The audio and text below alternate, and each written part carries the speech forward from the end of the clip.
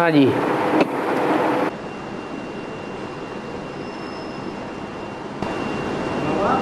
हाँ जी। बाबा ने मुरली में बोला कि योगियों के कभी हार्ट फेल नहीं होते। हाँ जी। ब्रह्मा बाबा की योगी फेल उनका हार्ट फेल क्यों होगा? योग किससे लगाया जाता है? योग बाबा ने जो बताया मुरली में, लोग बाबा ने बोला हमें से याद किए रहना, योग बोलने से हार्ट हो जाता है। अच्छा, किसकी याद में रहना है? बाबा की याद में रहना। शिव बाबा को पहचानते थे? ब्रह्मा बाबा शिव बाबा को पहचानते थे? उस समय बाबा शिव की जो सुप्रीम सोल उनमें थी ना बाबा, उस समय सिर्फ। अरे शिव बाबा सुप्रीम सोल को कहा, बिंदु को कहा जाता है।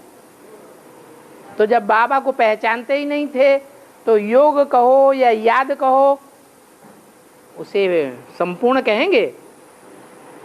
वो तो अधूरा है। बेसिक नॉलेज थी कि आत्मा बिंदी है, आत्माओं का बाप परमात्मा बिंदी है, परंतु बिंदु बिंदु आत्माओं का उद्धार कैसे होगा जो पतित बन पड़ी है? ये तो बुद्धि में बैठा ही नहीं कि निराकार को साकार में ही आकर के उद्धार करना है। अगर उनकी बुद्धि में बैठा होता तो यज्ञ के आदि से ही संस्था का नाम ब्रह्मा कुमारी विद्यालय क्यों रखते?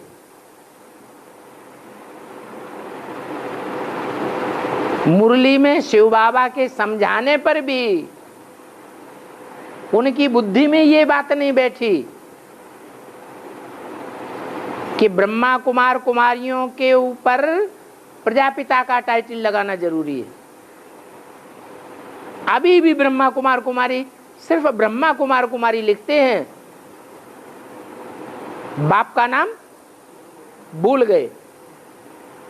और ब्रह्मा ही बाप को भूल गया तो बच्चे क्यों नहीं भूल जाएंगे?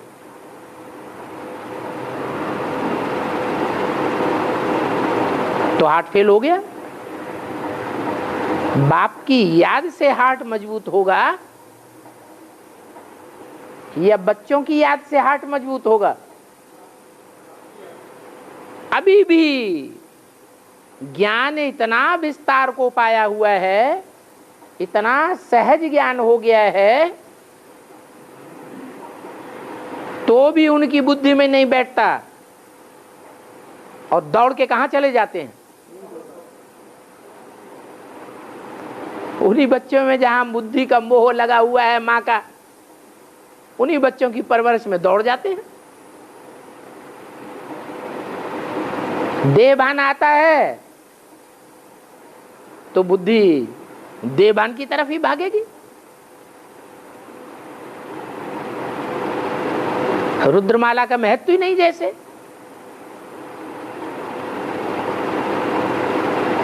इसलिए ब्रह्मा बाबा का हार्ट फेल नहीं हुआ। सिर्फ उनको फॉलो करने वाले जितने भी ब्रह्मा कुमार कुमारी हैं, बड़े बड़े दादाएं और दीदियां और दादी, उन सबका हाल क्या होता जा रहा है? सबका हार्ट फेल हो रहा है, हार्ट कमजोर हो गया। याद से हार्ट होना चाहिए पावरफुल, क्योंकि भगवान का महावाक्य है, योगियों का कभी हार्ट फेल नहीं होता। और वो भी ब्रह्म वाक्य है, ब्रह्मा से मुख से निकला हुआ वाक्य है। ब्रह्मा ने मुख से नहीं निकाला है, ब्रह्मा के मुख से निकला हुआ, लेकिन निकाला किस आत्मा ने? शिव सुप्रीम सोल ने ये वाक्य निकाला कि योगियों का हार्ट फेल नहीं हो सकता। जिनका हार्ट फेल होता है वो योगी नहीं है, क्या है? भोगी है। अच्छा अच्छा मकान चाहिए, भले भीख मांगनी पड़े, भले दूसरों को बुद्धू बनाना पड़े, भले बातें बनानी पड़े, भले छल छिद्र के काम करने पड़े, अच्छा अच्छा खाना है, अच्छा अच्छा पहनना है, अच्छे से अच्छा घूमना फिरना। तो ये सब भोगियों के काम हैं। सोफा सेट पे सोना है,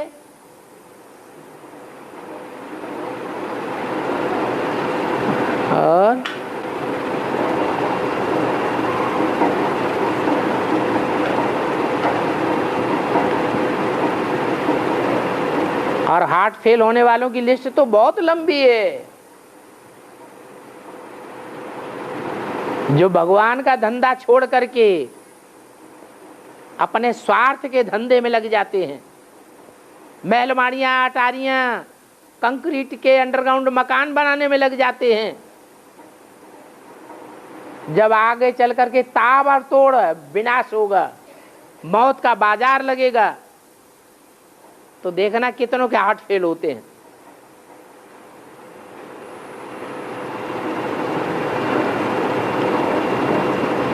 और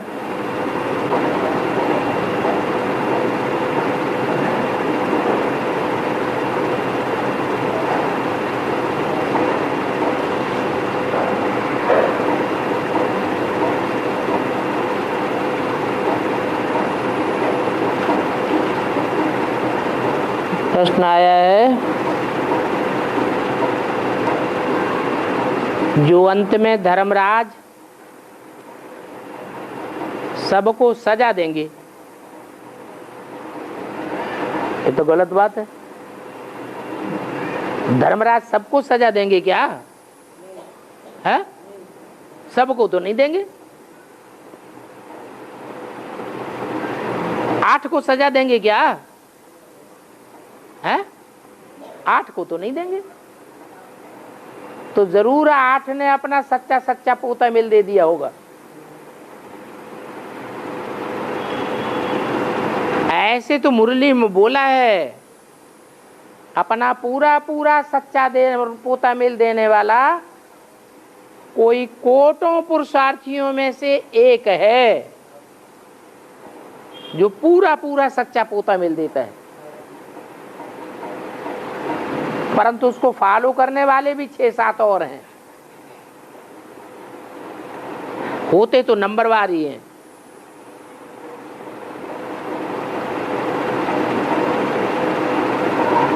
तो पोता मिल देने से आधा तो उसी समय खत्म हो जाता है और आधा याद से खत्म कर देते हैं। कोई ऐसे हैं कि बार बार पोता मिल देते हैं, बार बार गलती करते हैं, तो आधा माफी होता रहेगा क्या? सो तो नहीं हो सकता। तो धर्मराज बाबा सबको सजा देंगे, प्रूफ प्रमाण सहित सजा देंगे। लेकिन जो अपनी गलतियां बाबा को लिख कर देते हैं और उनका आधा माफ हो जाता है, आधा याद से खलास होता है, तो जो अपनी गलतियां लिख कर के बाबा को देते हैं, उनको भी धर्मराज सबके सामने सजा देंगे क्या? अब उसमें भी देखा ये जाएगा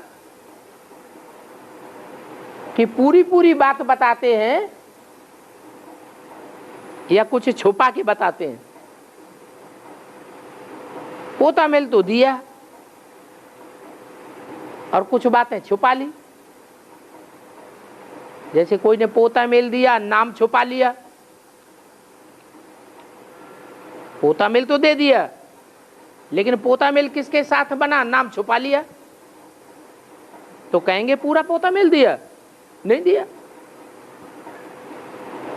स्थान छुपा देते हैं, टाइम छुपा देते हैं, उम्र छुपा देते हैं, तो पूरा पोता मिल तो नहीं हुआ। और फिर पोता मिल देने के बाद फिर अंजाम कर लेना चाहिए कि दोबारा वो गलती नहीं करेंगे, क्योंकि मुरली में बोला है 1 बार माफ, 2 बार माफ, तीसरी बार माफ नहीं होगा। बार बार माफ करते रहेंगे क्या? और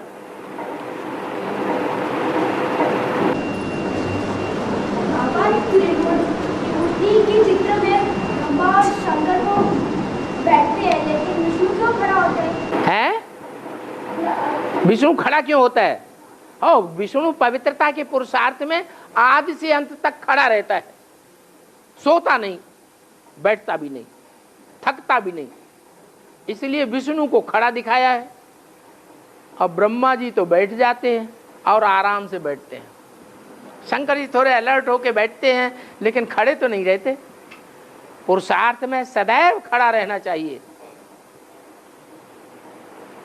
जैसे ईश्वरीय सेवा के लिए सदैव खड़ा रहना चाहिए, तैयार रहना चाहिए, ऐसे ही पवित्रता के पुरुषार्थ में भी सदैव खड़ा रहना चाहिए। तो खड़ा है, तुम्हें खराब लगता है क्या? नहीं ना? हाँ ठीक है, बैठो। और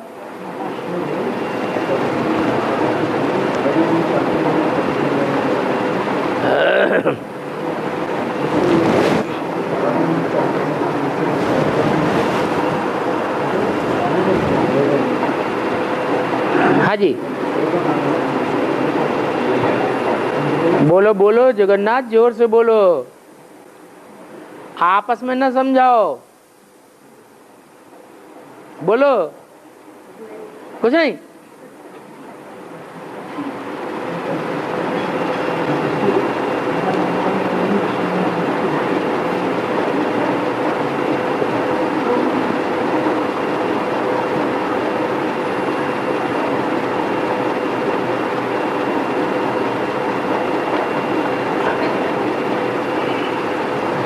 बाबा ने कहा है कि जो विजय माला में है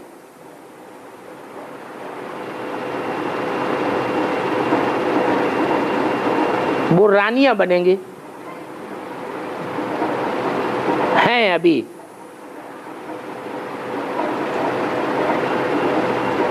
बाद में वो एडवांस में आवेंगे, एडवांस में नहीं आवेंगे, एडवांस में आवेंगे ना। विजय माला में जो जाने वाले हैं वो एडवांस में भी आवेंगे ना। और जब एडवांस में आवेंगे उस समय रुद्रमाला तैयार हो चुकी होगी या अधूरी रह जाएगी? है? तैयार हो जाएगी। पहले रुद्रमाला तैयार होती है। रुद्रमाला शिव की माला है, शिव बाप की माला है, और बाप राजा ही देते हैं। और विजय माला विष्णु की माला है, विष्णु राजा ही तो नहीं देता। विष्णु माला में आने वाले जो भी मणके हैं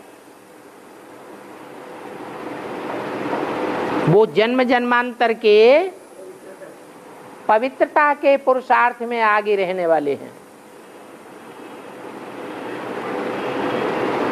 तो 63 जन्म जो पवित्रता धारण की जाती है वो सन्यासियों की पवित्रता है या गृहस्थियों की पवित्रता है? सन्यासियों की पवित्रता में आगे है। तो जो सन्यासियों की पवित्रता है वो मनुष्यों की सिखाई हुई पवित्रता है। भगवान जो पवित्रता सिखाते हैं वो बेहद की पवित्रता है। साथ में भी रहो और कर्मेंद्रियां पवित्र भी रहें। पतित पने का लेप छेप न लगे। और सिखाने वाला भी अमोघ वीर्य कहा जाता है, क्योंकि शिव आते ही हैं शंकर में। शिव की प्रवृत्ति सिर्फ शंकर के साथ है।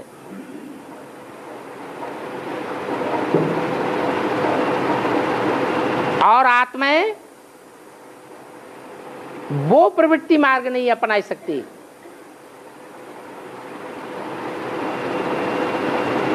%100% जो बाप सिखाते हैं शंकर की प्रवृत्ति पार्वती के साथ नहीं है। शंकर पार्वती की कोई जोड़ी भी नहीं है।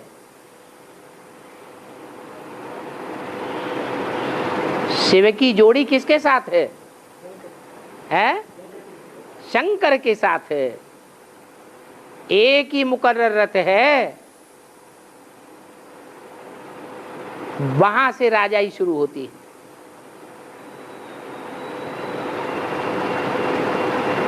देवता बनते हैं तो राजा बनते हैं,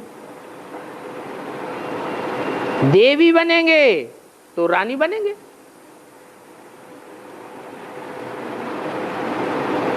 ब्रह्मा सु विष्णु बनते हैं। ब्रह्मा तो माता है ना,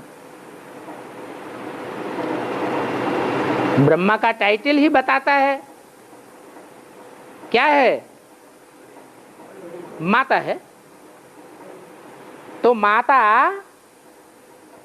बच्चियों की तरफदारी लेती है विशेष, या बच्चों की ज्यादा तरफदारी लेती है? माता का प्यार बच्चियों को ज्यादा मिलता है, बच्चियां माता की ओर ढुरती हैं और बच्चे बाप की ओर ढुरते हैं, क्योंकि बच्चों को बाप से वर्षा मिलता है।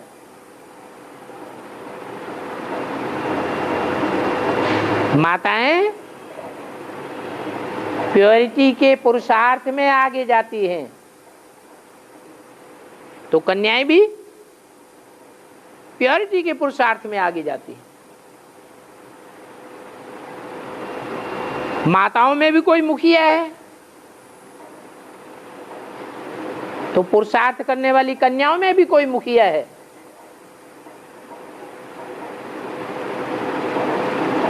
वो कन्याएं दो प्रकार की हैं, एक है कुंवारी कन्या और दूसरी है अधर कुंवारी, उनको माता कहा जाता है।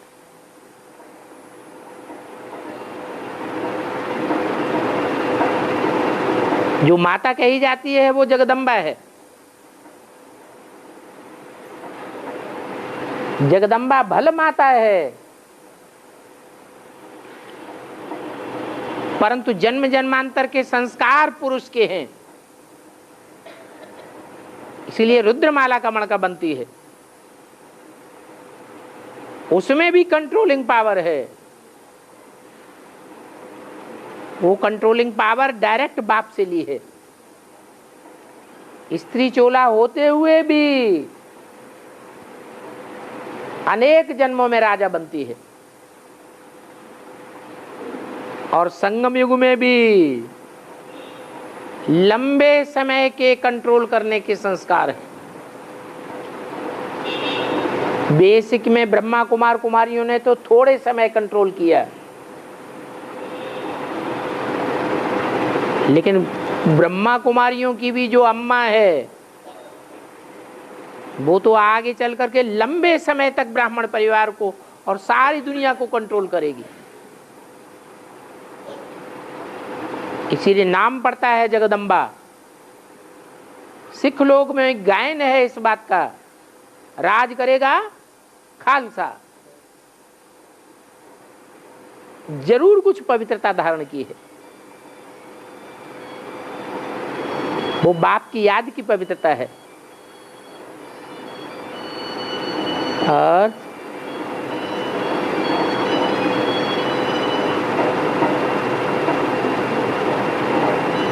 तो विजयमाला में आने वाली जो भी कन्याएं माताएं होंगी, वो एडवांस में चलने वाले जो रुद्रमाला की भांति हैं, उनकी माला तैयार हो जाएगी, परंतु वो सिंगल हैं, समान पुरुषार्थी उनको नहीं मिले हैं। तब तक राजा बनने की क्वालिटी नहीं कही जाएगी। समान पुरुषार्थी रानियां जब उन्हें मिल जाएंगी, युगल मण के बन जाएंगे। विजयमाला के दाने ऐसे श्रेष्ठ दाने हैं जिनका सहारा रुद्रमाला के मणकों को लेना पड़ेगा। रुद्रमाला के मणके विजयमाला में ऐड हो जाएं, तब युगल मेरु मणके के समान बने, तब राजा ही चले। तो युगल तो होंगे, लेकिन युगल होने के बावजूद भी उनमें एक होगा रुद्रमाला का और एक होगा विजयमाला का। जब तक ये युति नहीं बनी है तब तक पवित्रता के ऊपर बेहद के रूप से विजय पाई जाए, ये नहीं हो सकता।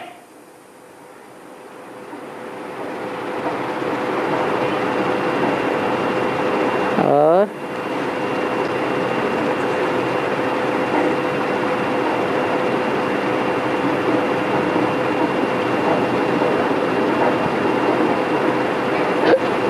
अव्यक्त वाणी में आया है साकार के 42-43 वर्ष और अव्यक्त के 10 वर्ष, तो 50 से भी ऊपर चले गए।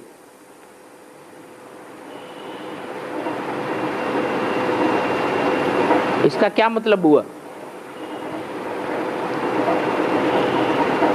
ये वाणी कौन से सन की है? 78 की है। उस समय बाबा को शरीर छोड़े हुए 10 साल हो गए। शरीर छोड़ने के बाद वो अव्यक्त बन गए ब्रह्मा बाबा, तो अव्यक्त के 10 वर्ष बताए और साकार के 42 से 43 वर्ष, अर्थात ब्रह्मा बाबा 68 तक साकार में रहे, 33 साल साकार में रहे ना, तो 33 साल तो वो हो गए और 69 से राम वाली आत्मा साकार में ब्राह्मण परिवार में आ जाती है। तो 69 से लेकर के 78 तक 10 वर्ष और ऐड कर दिए 33 में, तो 33 इयर्स में 10 इयर्स ऐड किए तो 42-43 वर्ष हो गए। इसलिए बोला कि साकार के 42-43 वर्ष, एक साकार के या 2 साकार के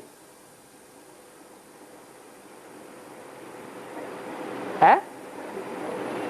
अरे एक साकार के 42-43 वर्ष, एक पर्सनालिटी के 42-43 वर्ष या 2 पर्सनालिटीज के 42-43 वर्ष जोड़ करके है? जोड़ने से एक ही हो गया। 2 पर्सनालिटी हुई ना, एक दादा लेखराज की पर्सनालिटी वो 33 वर्ष और एक राम वाली आत्मा ब्रह्मा बाबा के शरीर छोड़ने के बाद यज्ञ में आई, तो वो भी साकार में गिनी जाएगी ना, तो 10 वर्ष वो, तो 2 पर्सनालिटीज के साकार के 43 वर्ष, 33 और 10 43 वर्ष और ब्रह्मा बाबा के 10 वर्ष अव्यक्त के। इतना टाइम पास हो गया जब ये वाणी बोली गई है।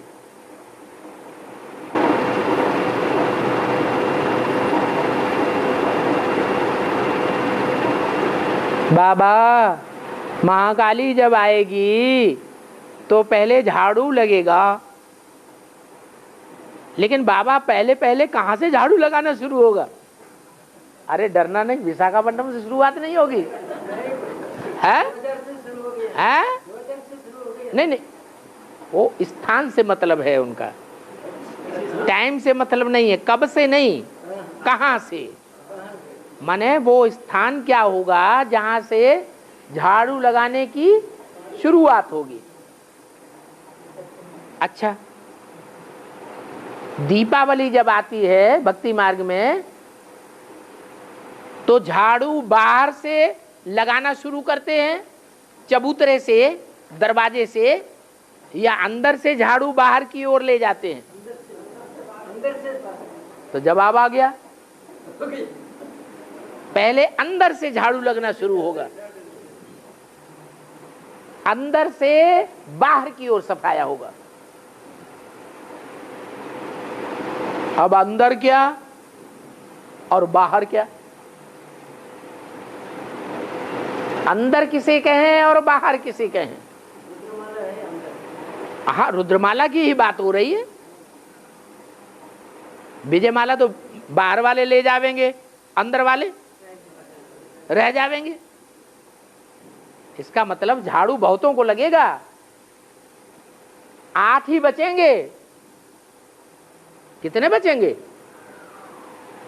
अरे जो नई दुनिया की इकाई तैयार होगी, पहला परिवार की इकाई तैयार होगी, उसमें थोड़े होंगे कि बहुत होंगे? थोड़े ही होंगे। तो जो थोड़े होंगे वो तो बचेंगे, और बाकी कीड़े मकोड़ों को क्या किया जाएगा?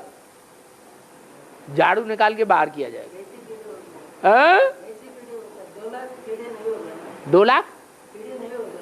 2 लाख एकदम तैयार हो जाएंगे? और तो धीरे धीरे तो थोड़े पहले तैयार होंगे, थोड़े का संगठन बनेगा कि 2 लाख का बनेगा? अरे संगठन तो पहले थोड़ों को बनेगा ना, जो बिल्कुल फ्लॉलेस हो। कितने होते हैं फ्लॉलेस? 8 ही होते हैं।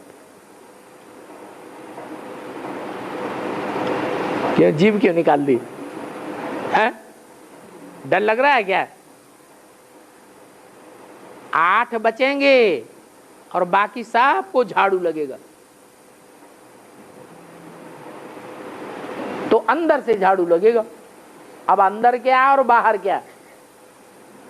अंदर किसे कहें? है? अरे पूरा याद में रहने कैसे पता चले कौन पूरा याद में रहते हैं, कौन नहीं रहते हैं? हैं? सेकंड सरेंडर वाले अंदर। अच्छा, उन सबको झाड़ू लगेगा। अच्छा चलो, उनमें भी पहले तो किसी को लगेगा। सरेंडर वालों में भी, रुद्रमाला की बात कर रहे हैं ना, एडवांस वालों में भी जो सरेंडर हैं उनमें भी कोई तो देवी देवता सनातन धर्म के पक्के हैं ग्रुप में, कोई चंद्रवंश के बीज हैं, कोई इस्लाम धर्म के बीज हैं, कोई बौद्ध धर्म के बीज हैं, कोई क्रिश्चियन धर्म के बीज हैं। क्रिश्चियन धर्म के बीज होंगे तो पुरुषार्थ का दिखावा बहुत करेंगे, अंदर से खोखले होंगे। पोप लीला। क्रिश्चियंस का सबसे बड़ा कौन होता है? पोप। उसका नाम पोप क्यों रखा गया है? प्योरिटी के मामले में अंदर से बिल्कुल पोप लीला है। बाहर से सफेद सफेद चकाचक कपड़े दिखाई पड़ते हैं।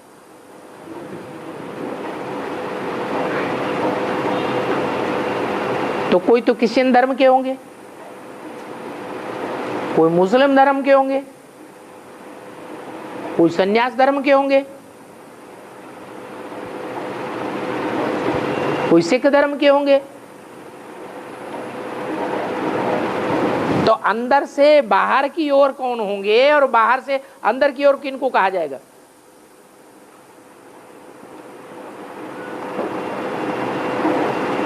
अरे इतने इतने ग्रुप हुए धर्मों के, उनमें अंदर वाले कौन हुए और बाहर वाले कौन हुए? अरे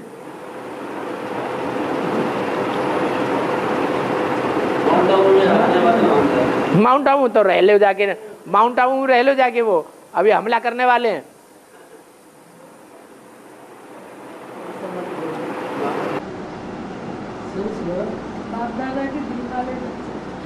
बाप दादा की दिल वाले बच्चे, अंदर वाले कैसे पता चलेगा दिल वाले कौन है? कि दिल पे चढ़े हुए कौन है, दिल से उतरे हुए कौन है? है?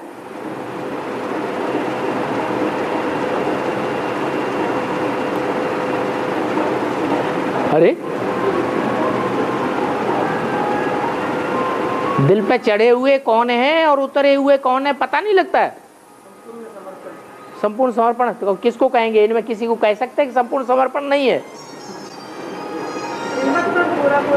है? कैसे पता चले कौन श्रीमत पर चलता है कौन नहीं चलता है? किसी की ओर उंगली उठा के कहा जा सकता है ये नहीं चलता? अपने आप को समझ सकते हैं। तो फिर अपने आप को तो हम अंदर का ही समझेंगे, बाहर का थोड़ा ही समझेंगे।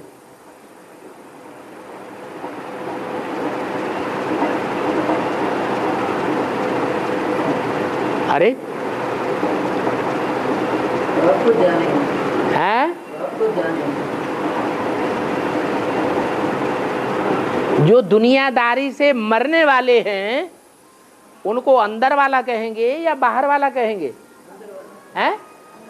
जो दुनियादारी छोड़ चुके, घर वालों की भी याद नहीं है, परवाह नहीं, वो नहीं तो अंदर वाला कहेंगे। तो कौन है वो अंदर वाले? नहीं, वो तो चुनाव होने के बाद पता चलेगा। अभी तो 8 डिक्लेयर ही नहीं हुए हैं। अरे है?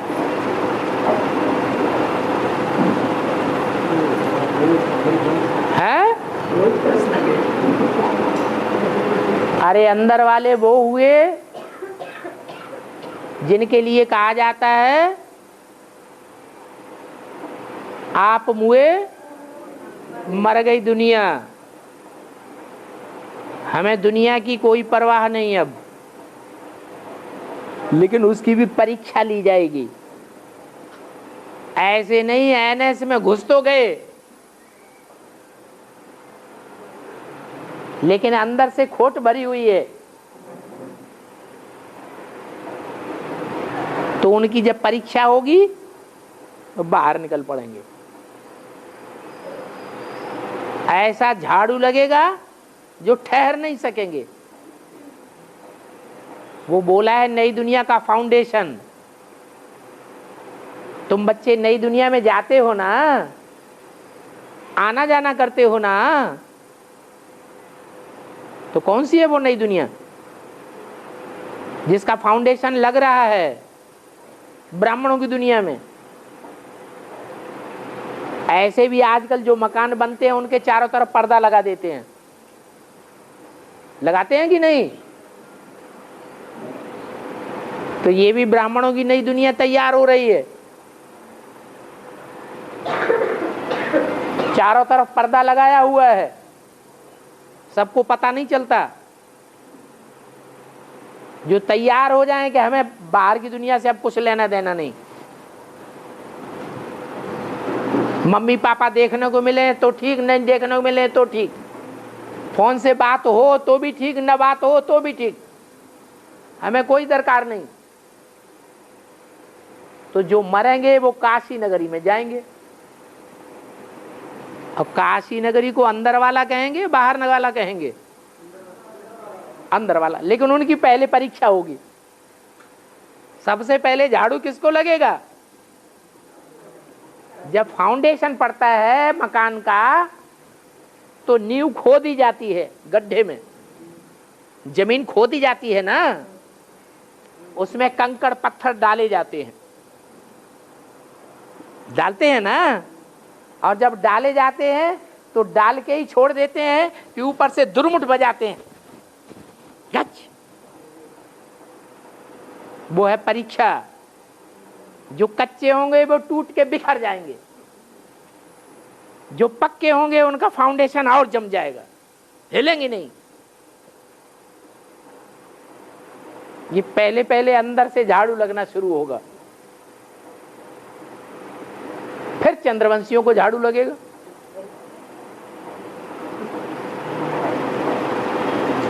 फिर इस्लाम वंशियों को झाड़ू लगेगा।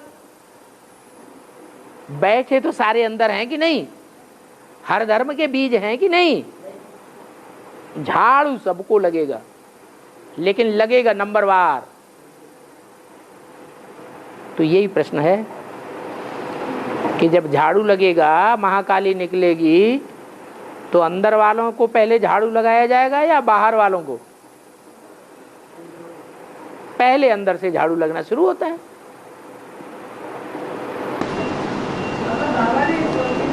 माया का राज जब समाप्त होती है, माया का राज, माया भी समशक्तिमान है, कर्म करती है। माया का राज्य है ना, कब समाप्त हो जाती है तब आहाकार होती है। हाँ, माया का राज्य खलास होगा तब बाबा का राज्य शुरू होगा।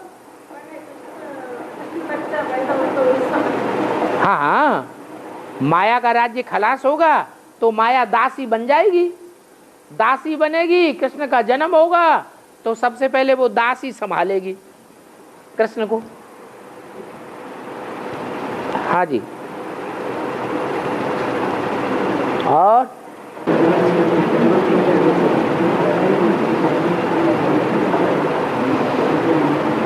कोई ने लिखा है, हम इन आंखों से जो कुछ देखते हैं वो सब खलास हो जाएगा। तो क्या जो पेड़ पौधे देखते हैं वो भी खलास हो जाएंगे? परंतु पेड़ पौधे तो सतयुग में भी होंगे। अच्छा, पेड़ पौधे सतयुग में होंगे,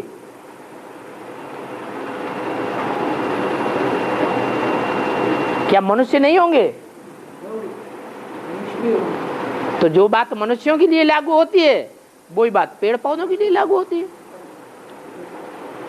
पेड़ पौधों के भी बीज हैं, मनुष्यों के भी बीज हैं। मनुष्यों का बीज है आत्मा। पेड़ पौधों में आत्मा होती है या नहीं होती है? अगर नहीं होती है तो पेड़ बड़ा कैसे होता है? उसकी एक जड़ काट दो तो आधा हिस्सा क्यों सूख जाता है? उनमें जड़त्वमयी आत्मा है, उनका भी विनाश होगा। जब सारी पृथ्वी पर जलमयी हो जाएगी, बर्फ ही बर्फ हो जाएगी, तो बर्फ में तो कुछ भी नहीं रहेगा, सब खलास।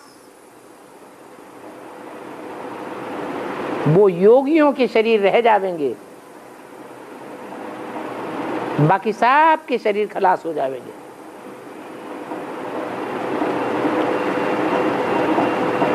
नई सृष्टि शुरू होगी, वो योगियों की आत्माएं फिर अपने अपने शरीर में प्रवेश कर जाएंगी, नई सृष्टि की शुरुआत होगी। ऐसे ही हर प्रकार के जड़ जीव जंतु में अपनी अपनी आत्मा है, अपना अपना बीज है आत्मा रूपी।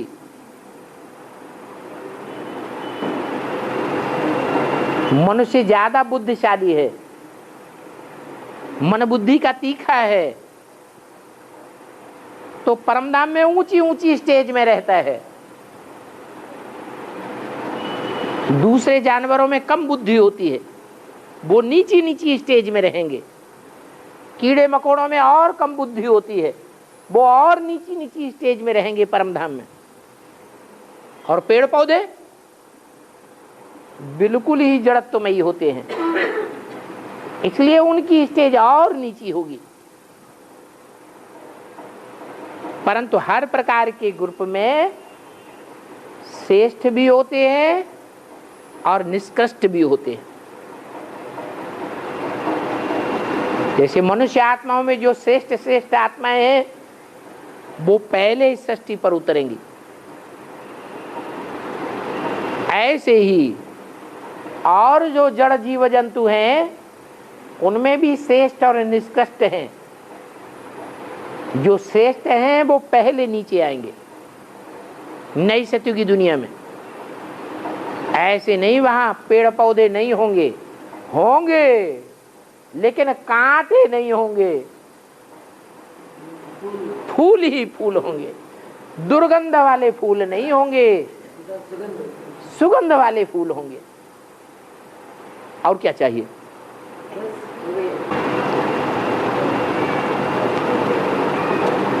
सवाल आया है, विष्णु बनने वाली आत्मा को धर्मराज की सजा मिलती है या नहीं मिलती है? क्या बात है? है? अच्छी बात नहीं है? है? हाँ, अच्छी बात नहीं है। सजा नहीं मिलेगी तो 8 नंबर में आएगी या 8 के आगे नंबर और बढ़ाने पड़ेंगे? क्योंकि जितने ब्रह्मा होते हैं वो सब ब्रह्मा सो क्या बनते हैं? ब्रह्मा सो विष्णु बनते हैं। जितने ब्रह्मा हैं वो सब विष्णु बनेंगे। तो 5 ब्रह्मा है तो 5 विष्णु बनेंगे। उनमें एक प्रजापिता ब्रह्मा को तो छोड़ दो, क्योंकि वो तो असल सूर्य है। उसके सूर्य वंश के 7 और को छोड़ दो, वो हैं ही अष्टदेव। बाकी 4 ब्रह्मा बचे कि नहीं? नहीं बचे? बचे तो वो ऐड करने पड़ेंगे। तो कितने हो जाएंगे? तो 12 को सजा नहीं मिलनी चाहिए। लेकिन मुरली में क्या बोला? 8 को सजा नहीं मिलती है और बाकी सबको सजा मिल जाती है। तो ब्राह्मणों के जीवन में पवित्र होना सबसे बड़ा पुरुषार्थ है या याद करना सबसे बड़ा पुरुषार्थ है?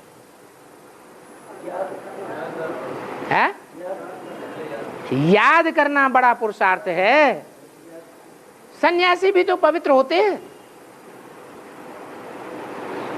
वो क्यों नहीं स्वर्ग में चले जाते? वो क्यों नहीं स्वाधीन हो जाते? क्यों नहीं राजा बन जाते? तो मुख्य बात है, ब्रह्मा को जो फॉलो करने वाले हैं वो ब्रह्मा जैसी ही गति पावेंगे या ब्रह्मा से ऊंची गति पा जाएंगे? ब्रह्मा से नीची गति पाएंगे। लेकिन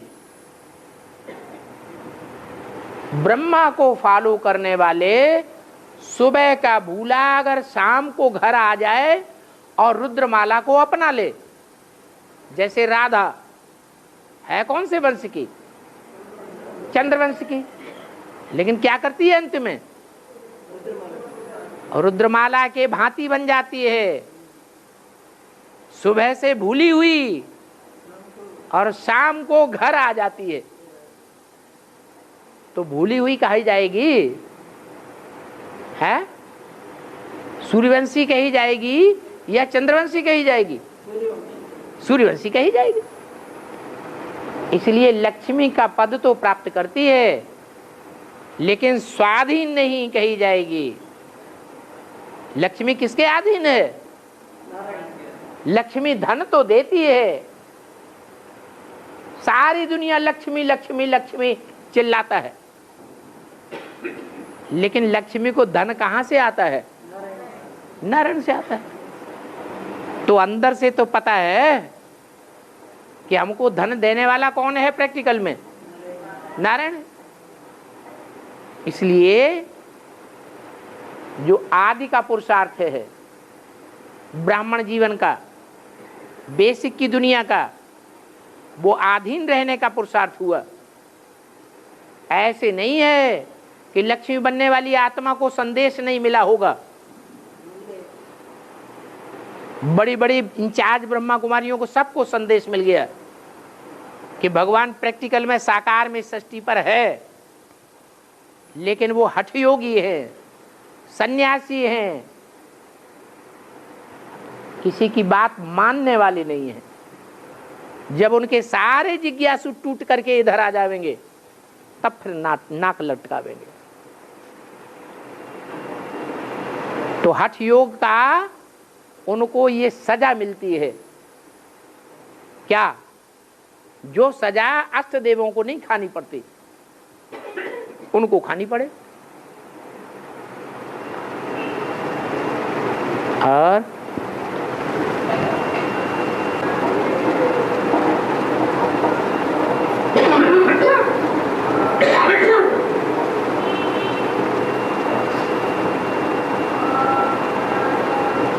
जो अपना पूता मेल बाबा को लिखकर नहीं देते हैं, बाबा ने कहा लिखकर दो तो आधा माफ हो जाएगा, लेकिन कहते हम नहीं लिख के देंगे, तो हठ योगी की लिस्ट में है या सहज योगी की लिस्ट में है? हट करके बैठे हुए हैं। बाबा तो सहज रास्ता बता दिया, अरे लिख करके दे दोगे तो तुम्हारा आधा माफ हो जाएगा। कोई रास्ता जा रहा है, 50 किलो वजन रखा हुआ है, उसमें से 25 किलो कम हो जाए तुरंत का तुरंत, तो चलना आसान हो जाएगा, कठिन रहेगा? आसान हो जाएगा। तो बाबा ने तो आसान सहज तरीका बता दिया, लेकिन मारे अहंकार के हम अमृत वेला खूब याद करेंगे। अरे बैठने से क्या होगा? वो पाप कर्म बार बार याद आता रहेगा, तुम्हें याद ही नहीं करने देगा। पाप का बोझा सर के ऊपर चढ़ा रहेगा।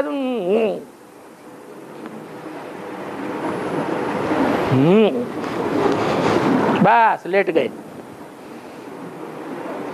जब ज्यादा बोझा चढ़ा हुआ होता है तो नींद आती है। फिर पाप का बोझा उतारने का तरीका सहज बाबा ने बता दिया, लिख करके दे दो। क्यों नहीं लिख के देते? क्यों नहीं देते? हाँ? नहीं, निश्चय नहीं है कि साकार में भगवान आया हुआ है।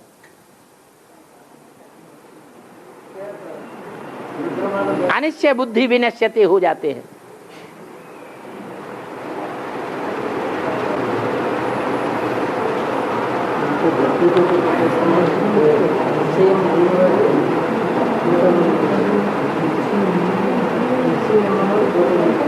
दिल्ली को वरदान है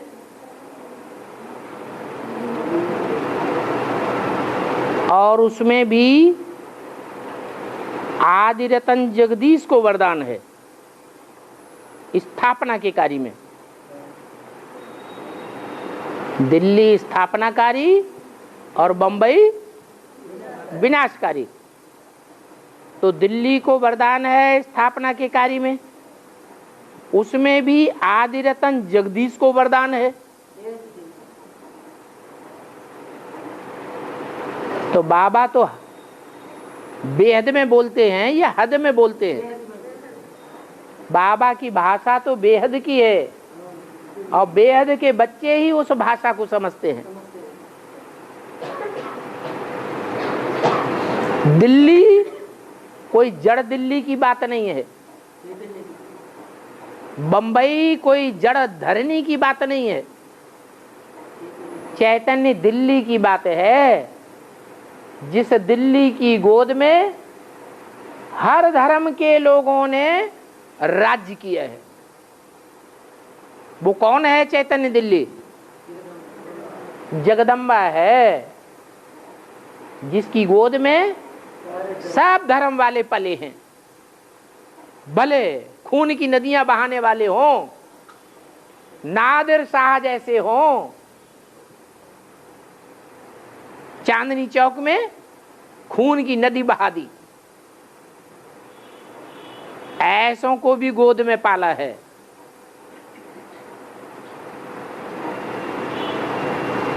वो जगदम्बा है स्थापनाकारी। तो बेहद की जगदम्बा की बात है, उसका नाम है दिल्ली।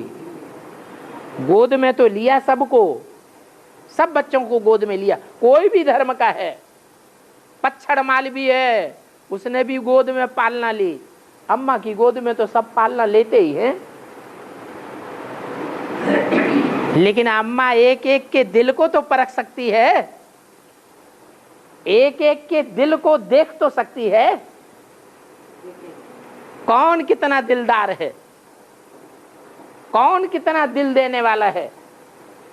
तो एक एक की दिल ले ली, नाम क्या पड़ा? दिल्ली। वो बेहद की दिल्ली है और बेहद का जगदीश है, हद का जगदीश नहीं। हद का जगदीश हद की पढ़ाई में स्थापना करता है, बेसिक पढ़ाई में, और बेहद का जगदीश बेहद की पढ़ाई की स्थापना करता है। वो है ही जगत पिता और जगदम्बा, जो स्थापना के कार्य में विशेष पार्ट बजाने वाले हैं।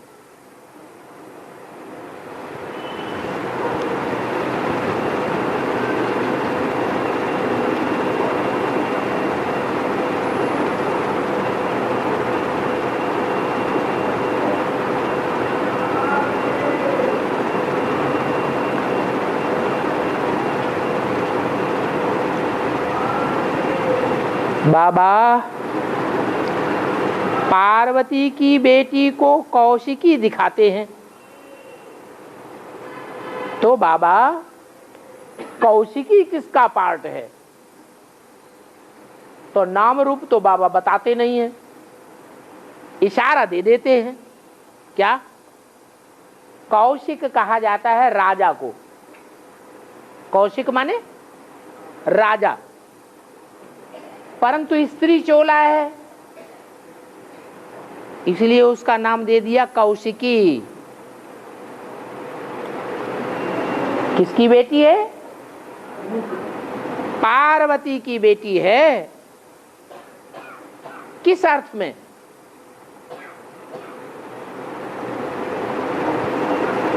किस अर्थ में पार्वती की बेटी है?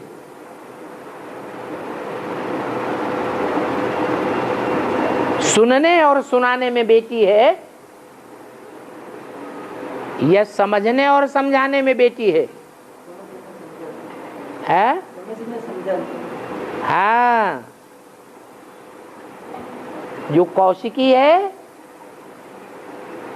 वो राजा का पार्ट है, बल स्त्री चोला है,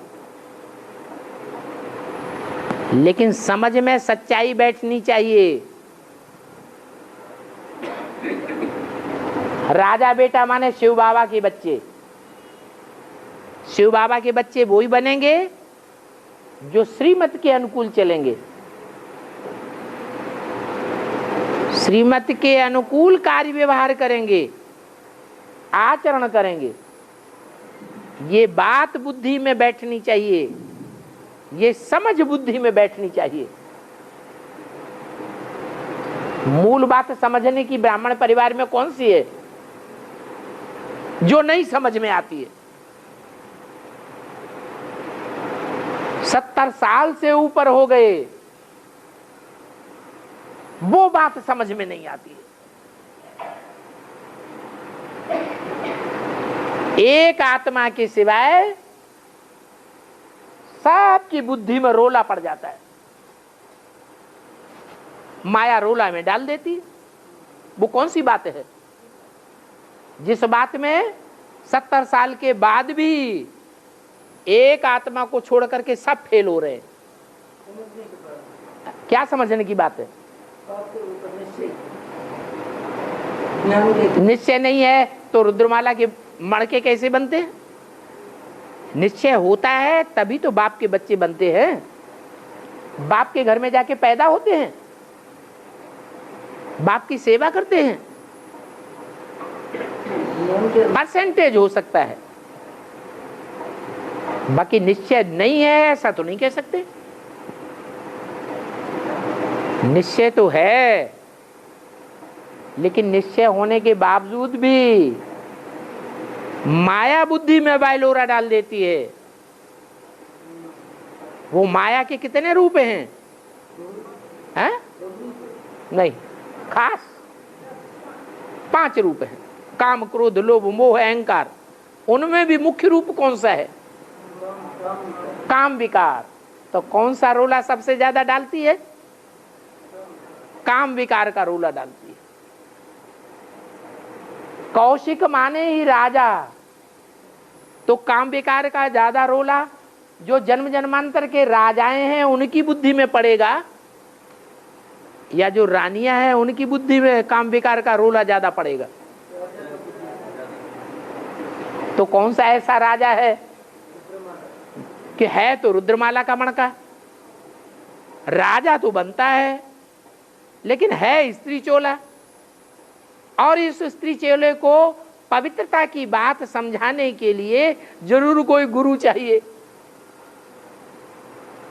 गुरु कहो, बाप कहो, रचयिता कहो, वो कौन है?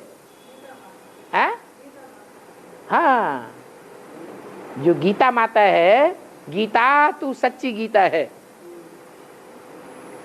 वो झूठी गीता को भी सच्चा बनाती है, अच्छी तरह बुद्धि में बैठाती है। ये कृष्ण गीता का भगवान नहीं है, गीता का भगवान शिव शंकर भोलेनाथ है, वो ही पतितों को पावन बनाने वाला है। कृष्ण उर्फ ब्रह्मा नहीं है जिसको माथे पे चढ़ा रखा है। किसने? शंकर ने नहीं, शंकर तो है ही विषपीन है, उसकी तो बात ही छोड़ो। महाकाली, और महाकाली को समझाने वाला कौन है? प्योरिटी की बात महागौरी। महाकाली को कौन समझाएगा? महागौरी समझाएगी। तो जो महागौरी है वो पवित्रता की बात बुद्धि में बैठाने के हिसाब से रचयिता है, उसकी भी अम्मा है। क्यों? पृथ्वी पहले या भारत पहले? भारत माता पहले कहें या जगत माता पहले कहें? है जगत माता पहले। बुद्धि में बात बैठे या ना बैठे? भारत माता पहले। पहले हिस्ट्री देखी जाए तो दुनिया में पहले भारत माता थी, भारत माता का अस्तित्व था, या जगत माता का अस्तित्व था? जगत माने सारे ही महाद्वीप, तब कहते हैं जगत। सारे महाद्वीप तो द्वापर युग से आए ना, उससे पहले सिर्फ भारत ही था। तो भारत माता रचयिता हो गई, उस अर्थ में माता हो गई, उस अर्थ में जगत माता उसकी बच्ची हो गई।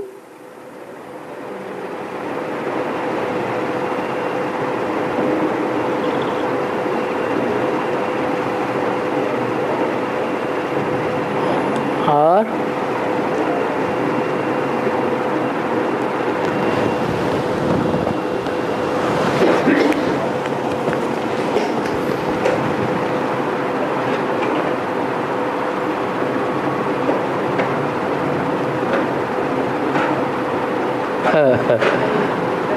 जब असुर सारी पृथ्वी को पाताल में ले जाता है तो काशी नगरी छिटक जाती है।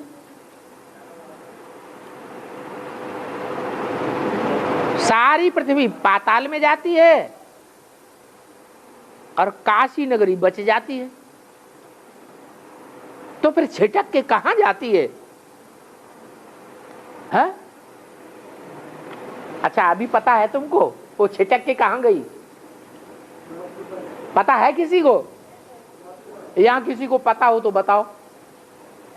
काशी नगरी जो छिटक के चली गई, छिटक गई, और सारी पृथ्वी जो है वो गड्ढे में चली गई। कहते हैं ना, बोल गड्ढे नाथ की जय। कहां चली गई? है पाताल में। हाँ, पाताल कह दो, गड्ढा कह दो, बात एक ही है। तो सबकी बुद्धि तो गड्ढे में गई, काशी नगरी बच गई। वो गड्ढे में जाने से बची। तो अभी कहां चली गई? कोई को पता है? अरे पता हो तो बताओ। अभी पता नहीं तो फिर कागज में लिख के देने से कैसे पता चलेगा? जहां गई वहां जाने के लिए तैयार हो जाओ, मर जाओ। क्या करो? मर जाओ तो काशी नगरी में चले जाओ, तो तुम्हें पता लग जाएगा कहां चली गई। प्रश्न है, समझा? प्रश्न है, जब असुर सारी पृथ्वी को पाताल में ले जाता है तो काशी नगरी छिटक जाती है। तो छिटक के कहां जाती है? अच्छा, अभी काशी नगरी है या नहीं है? चैतन्य में है।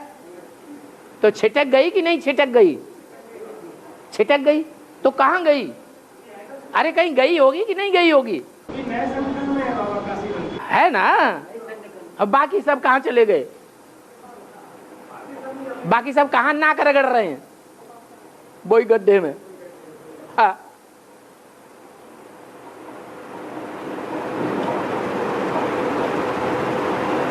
तो पता लग गया कहां चली गई? अरे पता लगा कि नहीं? हाँ नहीं कहेंगे।